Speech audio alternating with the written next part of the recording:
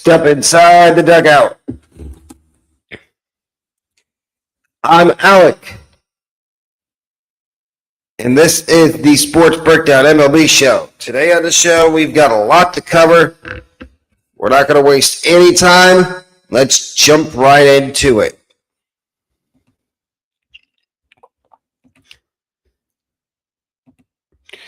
I'm going to give you a recap of all the games from the weekend in the MLB, starting with the Yankees and the Royals.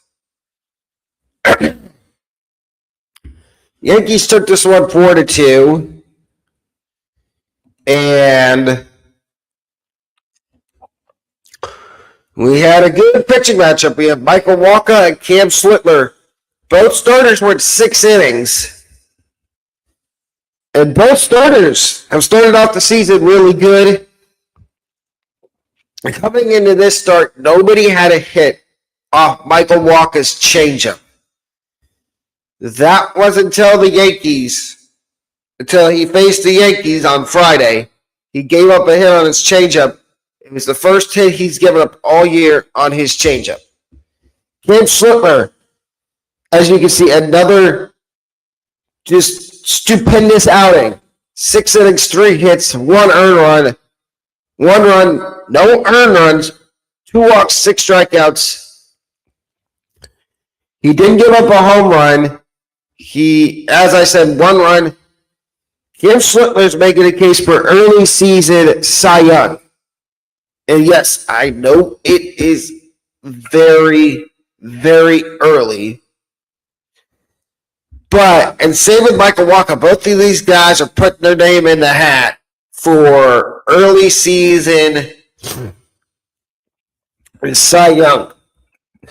Early season Cy Young votes. And some guys in this game that I'm going to highlight for hitters. First one being Aaron Judge. 1 for 3 with a walk and a strikeout. No home runs for Judge in this game. The Yankees did have 2 guys hit a home run. One being Ryan McMahon, and that was on a Michael Wacha changeup. McMahon is hitting. McMahon's batting average on the season is 140. If the Yankees can get him going somehow, I don't see why he can't hit around 250, 260. Then we get over to the Royals side, and I'm going to highlight two of the big guys. First one being Vinny Pasquantino, who had a home run and 2 RBIs in this game. But Pasquantino, just like McMahon, only hitting 173. If they could get Pasquantino going, watch out for Kansas City. And the other guy I want to highlight here is Jack Caglione. 1 for 4. He did strike out 3 times, but he is batting .271 with an on-base percentage of .373. Correction. An on-base percentage of .348 with a slugging of .373. Not too shabby. And this might be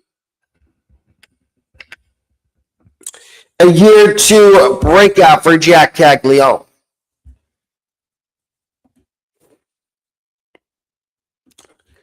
Now we get to the Red Sox and the Tigers.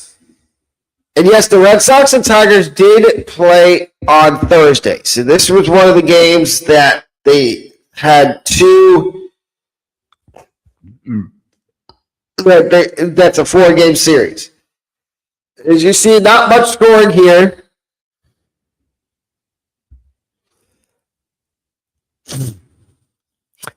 But the big story here, as you can see, pinch hitter Masataka Yoshida gets the game-winning RBI in the 10th inning. The Red Sox win at 1-0 in 10. And yes, there's the Red Sox play him 2 more times. 3 more times, actually. This, because it's a 4-game set. They finish off their 4-game series with the Tigers today, on Monday. Cubs and Mets. I don't really need to go over the box score here. As you can see, the Cubs won 12-4. The Mets. I'll have to do a video breaking down the Mets and their struggles they're having right now. 12-4 loss. They gave up 14 hits, 12 runs. They did have 14 hits, but they only scored 4 runs. Edward Cabrera had another good start. He's 2-0 on the year. Kodai Senga, 8.83 ERA. I think the Mets need to think about calling up Jonah Tong and putting Senga in the bullpen, or if the Mets are allowed to, sending Kodai Senga down to AAA. Orioles and Guardians. And I am going to go over the box score of this game. Gunnar Henderson went 0-5, and Gunnar Henderson is struggling to start the season. He did strike out twice, but there is a guy I want to give some props to on the Orioles. It is Jeremiah Jackson.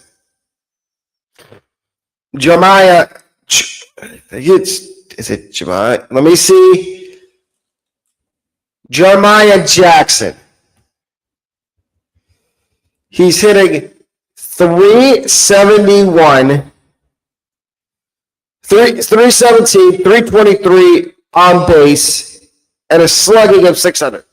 And this guy, he killed it at the end of last year for Baltimore. He did some good things. And right now with Jackson Holiday on the IL, Jeremiah Jackson has been really good.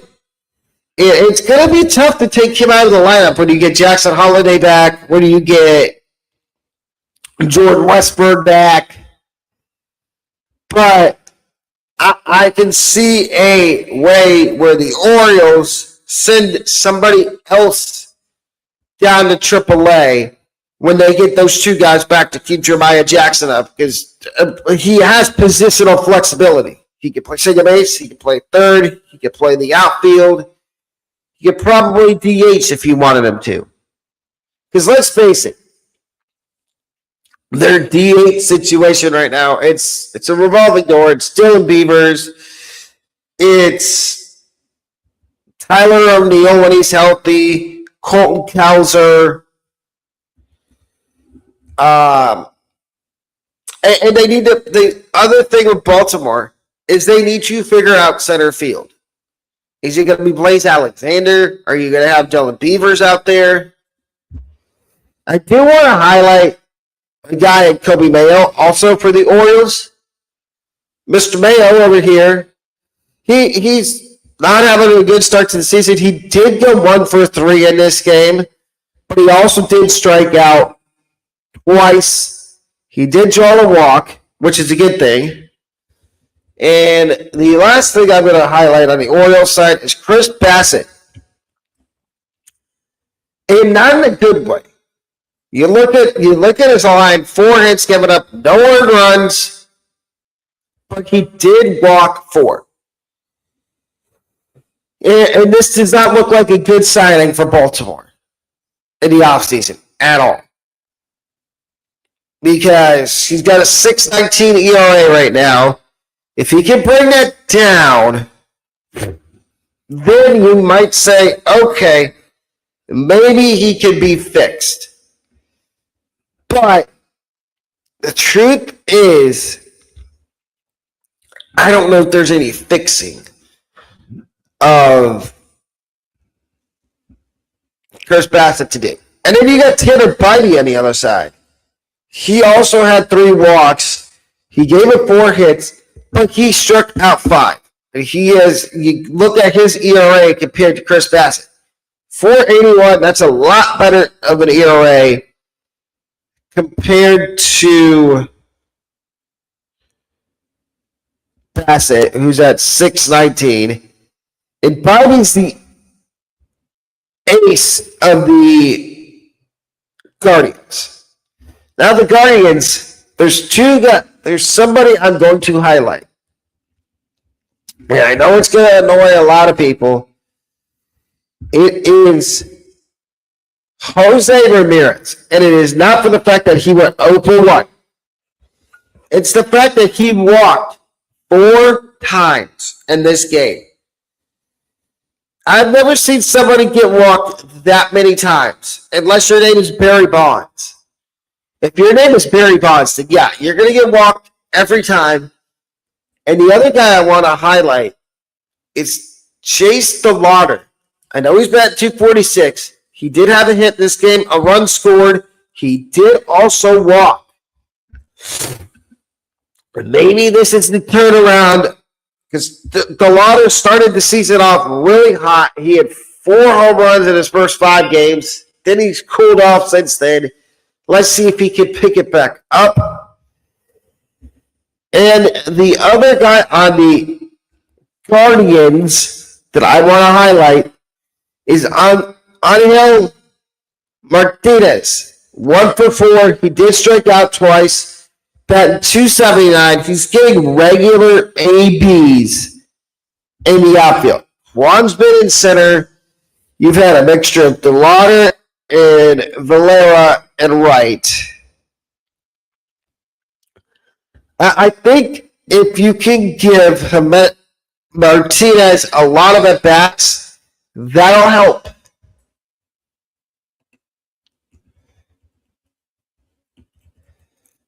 There's no box score needed for this one. The Phillies lose to the Braves 9-0. Martin Perez goes to 1-1 on the year, 2.21 ERA. Taijuan Walker is he's gotten hammered his first couple. He's gotten pummeled his first couple starts for the Phillies this year. And it's because the Phillies don't have Zach Wheeler. When they get Zach Wheeler back, that rotation, I feel like the Phillies are going to turn it around. Then you get to the Rays and the Pirates. O'Neill Cruz had a 2-run homer, and Bubba Chandler only gave up 1 run over 6 innings. Crazy to think that Bubba Chandler, he could be the next great pitcher for the Pirates, and he's probably going to be their ace down the road, because I think we all know Paul Skeens is not getting re-signed by the Pirates.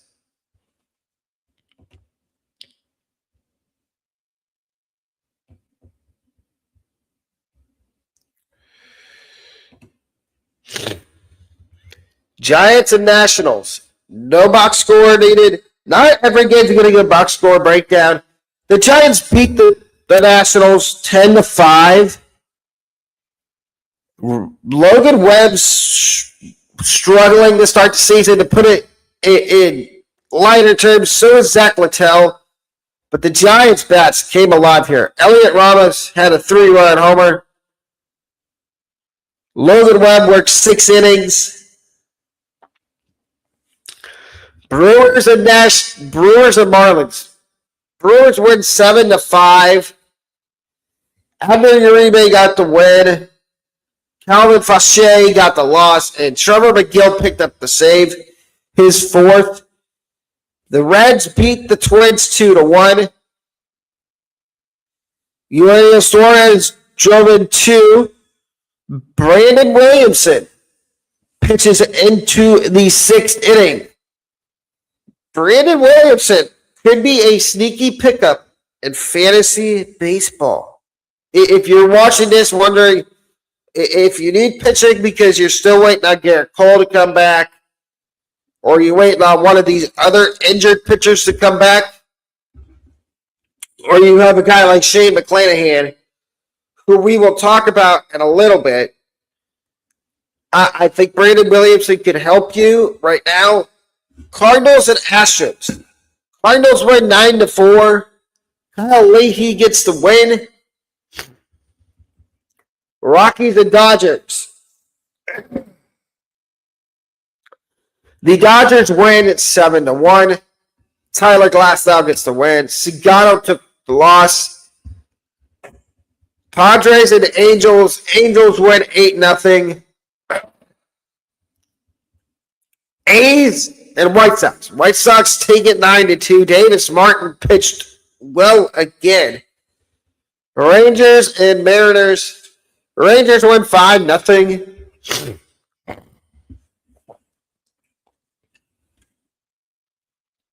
Blue Jays and Diamondbacks. Diamondbacks win 6-3. Mike Soroka, who I'm going to talk about later in my fantasy baseball recap, gets the win here. Eric Lauer takes the loss. Paul Sewald gets save number 7 on the year.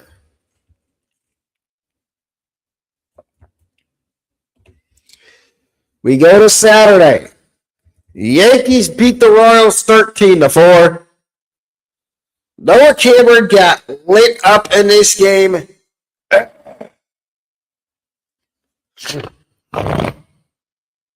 The Tigers beat the Red Sox 4-1. I apologize if I keep doing that. I'm a little bit under the weather. Reds beat the Twins 5-4. Mets lose to the Cubbies again 4-2. Rays in a crazy game that took 7 hours beat the Pirates 8-7. Griffin Jacks gets the win. Yohan Ramirez gets the loss. Yoendris Gomez picks up his first save as a Ray. Giants beat the Nationals 7-6. White Sox. A's get revenge and beat the White Sox 7-6. The Brewers beat the Marlins 5-2. The Guardians beat the Orioles 4-2. The Cardinals beat the Astros again 7-5. The Braves beat the Phillies 3-1. The Mariners even up their series at one apiece with the Rangers. Rockies even up their series with the Dodgers at 1 apiece. Diamondbacks take the first 2 from the Blue Jays. The Angels lose to the Padres 4-1. And we get on to Sunday, which was yesterday. The Yankees beat the Royals 7-0. Ryan Weathers had another good outing. Tigers beat the Red Sox 6-2. The Giants get beat by the Nationals 3-0. Rays lose 6-3 to the Pirates. Shane McClanahan pitched in this game. Went 4 1/3. Velo's up. Location is good. I think the Rays are going to take the training wheels off once we get to July and June and July. They want McClanahan being healthy the entire season. Guardians beat the Orioles 8-4. The Marlins beat the Brewers 5-2. The Reds beat the Twins 7-4. The Cardinals sweep the Astros 7-5, and they beat them in extra innings. The Mets lose in 10 innings to the Cubs 2-1. The Rockies take 2 out of 3 from the Dodgers. The White Sox take 2 out of 3 from the Athletics. The Padres take 2 out of 3. No, I believe the Padres sweep the Angels.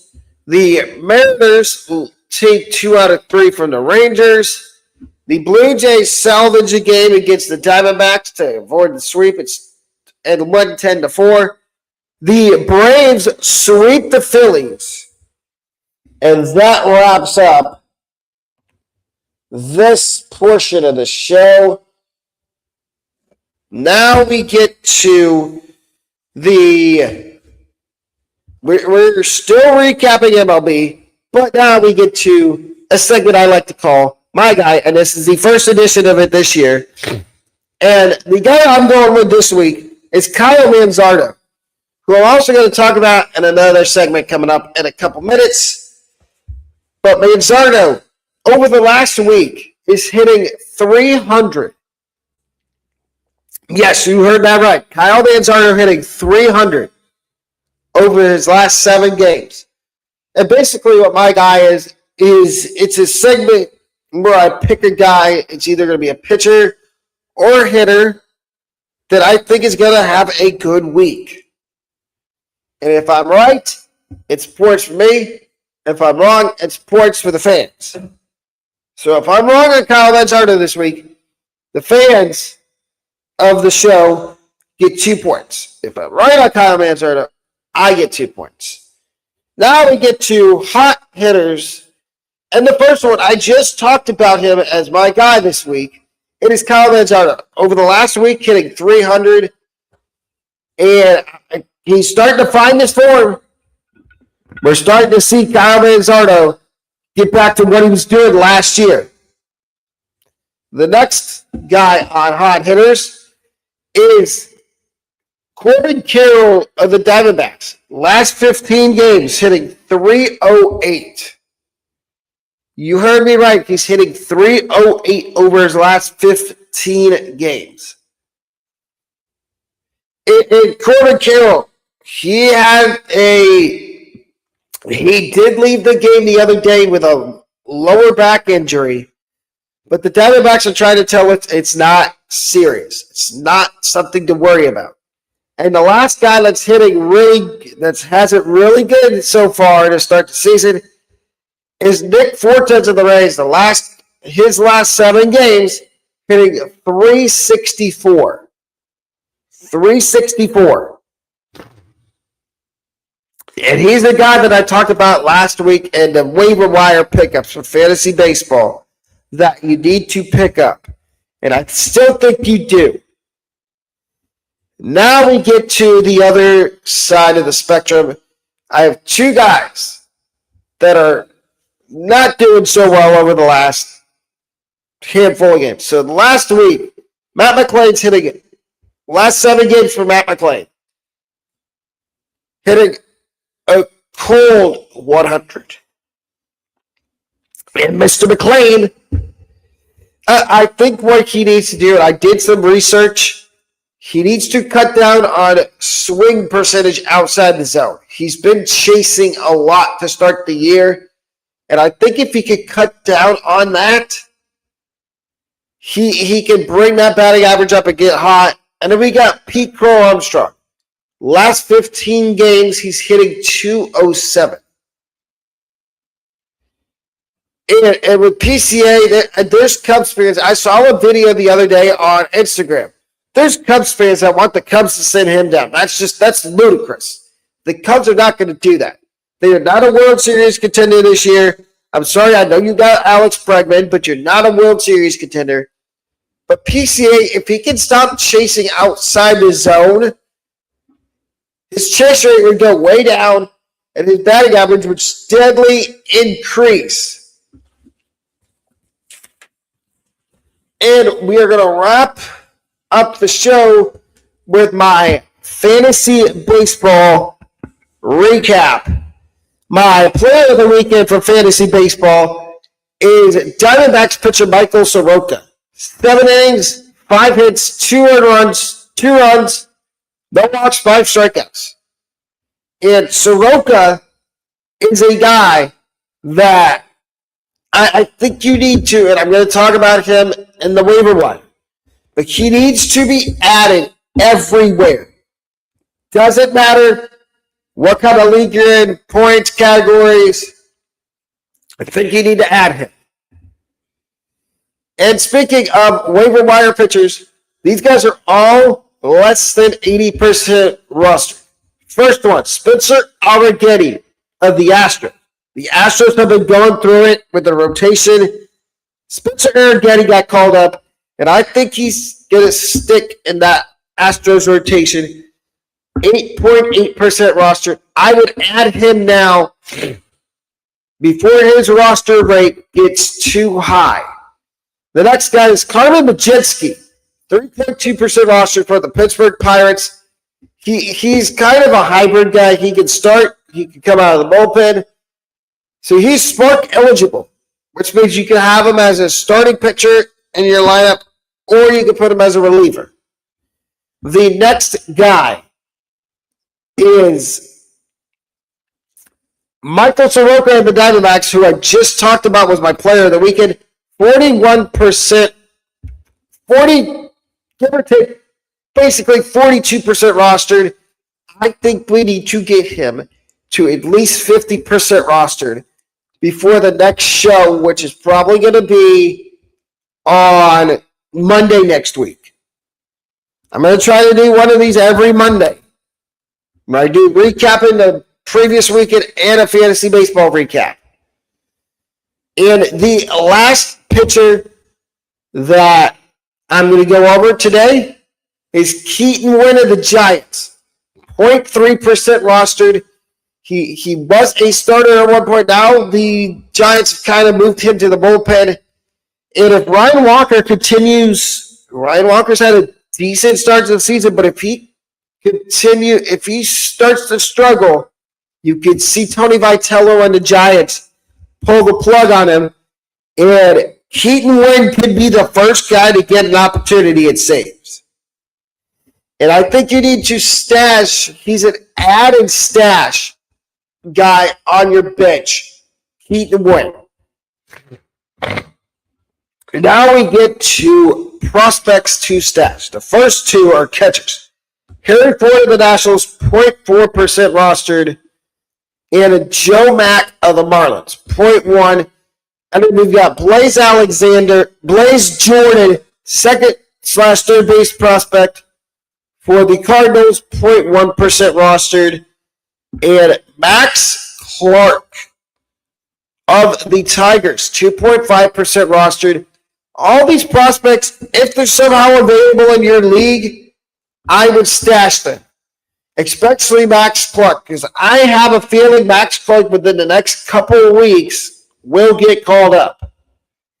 And then we wrap it up with the hitters, waiver wire, guys under 80% roster. The first one is outfielder Kyle Isbell of the Kansas City Royals. And this one's strictly if you need somebody that can steal bases, get you a couple of hits every so often. Isbell is 9.4% rostered. I really like the speed metrics here for Kyle Isbell. Next guy is TJ Rumfield, third base, first base eligible. For the Rockies, 14.9% rostered. He's getting a lot of playing time, and that's what you want. He does get hits. Then we got shortstop Brooks Lee of the Twins, 7.5%, 7.1% rostered. And then the last guy I'm going to talk about on the waiver wire is Jan Brito of the Guardians, 0.4% rostered. Yes, I know he's hitting 164 right now, but I think he's going to start to get hot here soon. He's a must-add. He's a young guy that the Guardians decided to call up. And ladies and gentlemen, if you didn't know, I am working on an official website for the Sports Breakdown. It's in the process of being worked on. It should be out within the next couple months.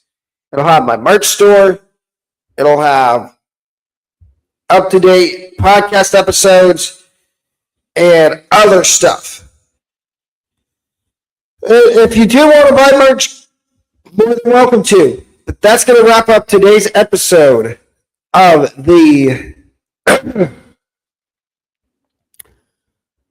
Inside the Dugout Sports Breakdown MLB Show. Have a wonderful rest of your Monday.